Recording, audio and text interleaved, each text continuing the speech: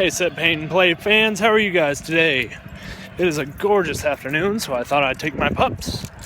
Meet Mia on the left and Amante on the right. And we're going to go on a little walk today, so I thought I'd bring you guys along and talk to you along the way. I apologize for the passing cars and any breaks I might have to take if someone stops and they want to pet the dogs or something like that. There are a crud load of people out today. So, someone's coming. What a nice guy. He moved over from me. Alright, so today I thought I would make a video that contradicted the psychological factors video that I made earlier today. So, sorry if you guys get a little bit nauseous. Screen swaying and stuff. But, basically, I thought I'd do a video on how to counteract those, thought I'd do a video on how to counteract the psychological factors if they're coming from your opponent. Let's say they bring a big character or a horde army or something like that along those lines, and how you can counteract those things and make yourself a more relaxed gamer. So, let's say, like the beginning video, that your opponent brings a large character. Let's say he brings Nagash or something like that. Now, granted, if your opponent is bringing something along those lines, with Age of Sigmar, it's a little bit different.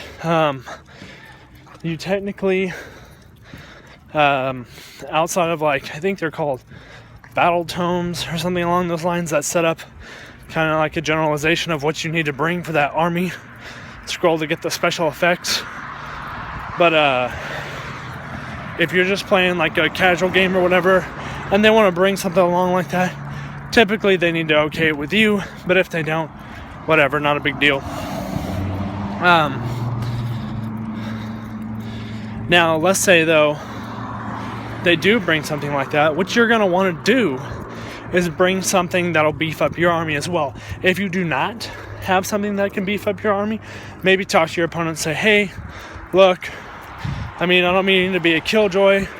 We can try it out on this one game, but on the next game, I don't want you to bring Nagash, because he's so incredibly overpowered that, it's not fair to me, and we can't limit the rest of your army like, we can like in 40k with point costs and stuff. Now, let's say hypothetically you're playing 40k instead, and maybe you guys are playing like a smaller battle. If they're gonna bring like something super high powered, like let's say they bring, they fill their heavy elites, their heavy slot and their elite slot to the max, and you just don't have the things to cover that. Those heavies and those elites are going to fill up their points really fast, especially if you're running like smaller games. So it's going to be harder for them to be able to compete with you, let's say if you're capturing objectives or something along those lines. Now, if they're just, there to blow you off the board, then they're there to blow you off the board. But then they're kind of more limited in the 40k scene as to where they would be in the Age of Sigmar scene. If you're playing fantasy 9th edition, I'm pretty sure that there's a point values to everything, so you can kind of edit it that way, the same way you would the 40k. So like I said, so with the bigger guys, you can either discuss with your opponent, hey, maybe one game or something like that, and then maybe next game we don't have them. But I can't really help you there with the Age of Sigmar thing, because you can't really limit what they bring, because technically there really isn't a limit on what you bring. But then with 40k though, their army is going to be severely limited, because those bigger guys are going to cost a poop load of points, sometimes upward of like 200 to 300 points. So it might severely limit what else they can bring. So you might be able to wipe out their smaller squads and stuff like that, and then take care of the big guys. Then let's say your opponent is being super aggressive and backing you into a corner and just kind of wiping your guys out. depending on what kind of game, if you're just playing like a, what do you call that? Annihilate the Alien, I believe is what it's called. But let's say you're doing that, or Annihilation, or whatever it's called. Let's say you're playing that in 40K. As far as them wiping you out, tough.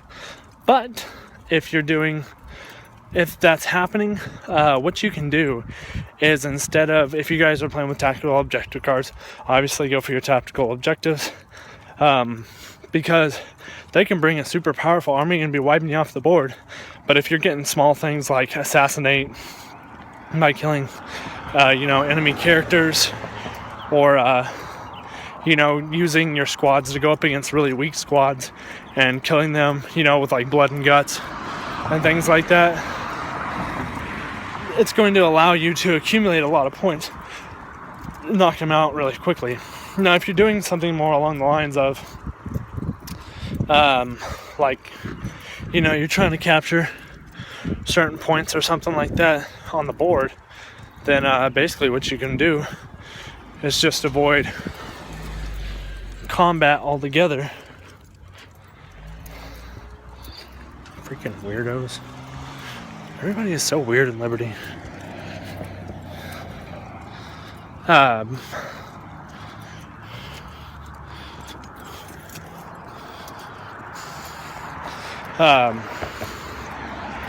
basically what you can do is just be more concerned about capturing the points and things along those lines, and just avoiding combat with your opponent, which sounds kind of unexciting, but if you're there to win the game, then you're there to win the game, whether you're running a tournament or doing something along those lines. Another thing to kind of break the psychological stress that they might be bringing to the game, like if they bring like one of those oh crap armies, let's say they hop onto the board with Tau, and you're just like seriously dude, come on, nobody wants to play Ed Tau right now, and that's kind of how every army is, like the Necrons were quite a few years ago now. But there's always going to be those elite power armies that just got the updates and everything, so they're going to be really overpowered. So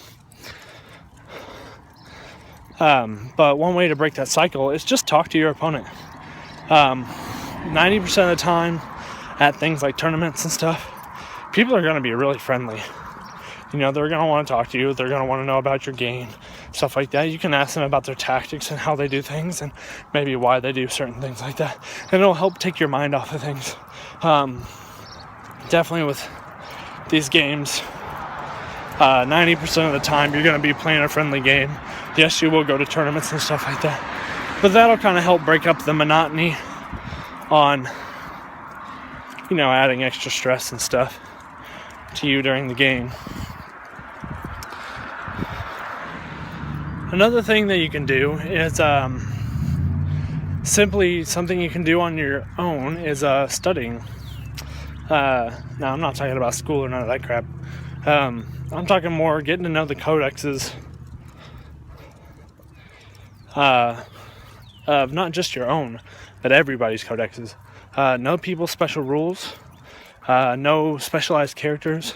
Kind of look for, like, if you're watching battle reports and stuff like that, look for patterns in what people play, because typically people are going to play to win, so they're going to be playing power units, things like that, and those eventually are going to become common with what people used to play.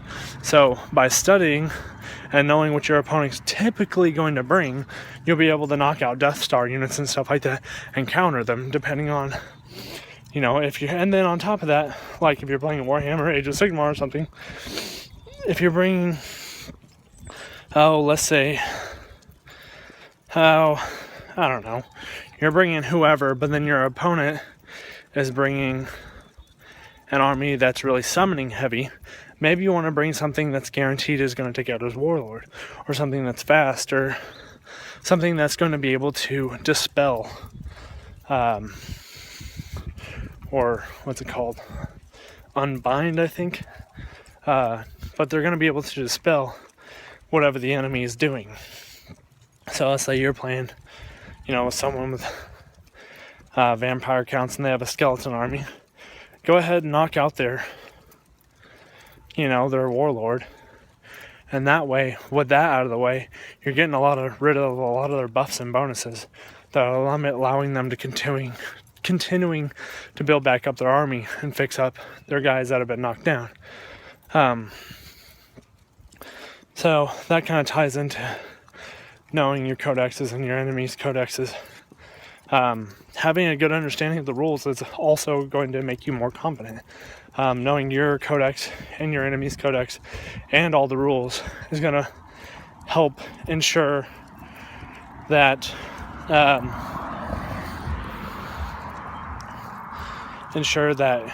game's going to go more smoothly. So if you're having to spend a lot of time arguing with your opponent about stupid little rules and stuff like that because maybe you don't know, or maybe you made a mistake, or maybe they made a mistake, you can definitely point to things. Printing off things like quick reference guides to generalized special rules and things like that is going to help you come to a better understanding of most of the components of gameplay. Now, one thing that you can do when facing things like horde armies is know how to properly equip your army to face against them. Because things like, if you're going up against Tyranids or something like that, you're going to want something that's going to have a lot of effects. So let's say you're playing Astra Militarum, you're going to want some, oh goodness, what are those called? Not mana cores. Those are the missile ones. I'm looking for the mortars. But anyways, if you have a group of 3 of them, you can bring a squadron of those, and they have shred and pinning tests. So, and I'm pretty sure that Termagants and Hormagaunts aren't immune to pinning. So you could pretty much get, as they're running across the board and bounding leaps and, taking a lot of territory, you could be dropping plates on them all day and knocking them out. And before they even get to you, even cause any harm, you can mow them all down and finish off the last little bit of them with your laser guns, and then march across the field and drive across the field with your tanks and stuff and take out whatever other HQ and other things that you're worried about. Or that kind of frees up your Lehman Russ tanks and stuff like that to deal with the bigger guys while those backline guys are kind of taking out the more of the horde type guys. So anyways, guys, so I hope that gave you a little bit of an idea of maybe what to be looking for whenever you're playing certain types of armies, and kind of how to get over that gamer's block. I mean, like I said, with the one where you're just doing objectives, I played a game one time, and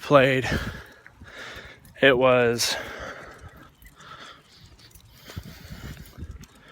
what was it? It was something weird I'd never played before. I was playing Space Marines, I know that.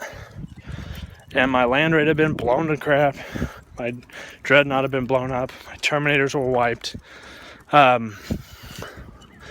And literally all I had left was my Scout Squad. My Scout Squad and one squad of Tactical Marines. It wasn't a very big game. So I had my captain left.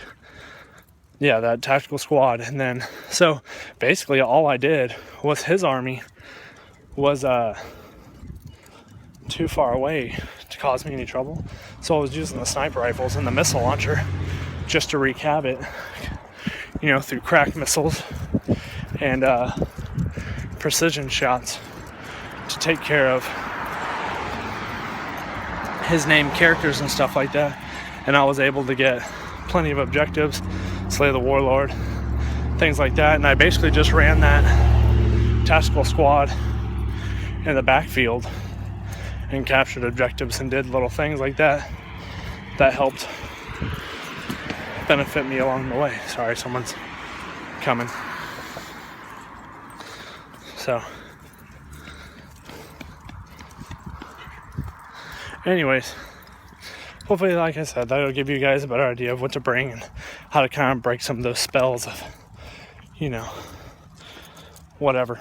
So, you can kind of ragged the dogs are dragging my butt. So anyways, you guys have a good day. I'll see you later.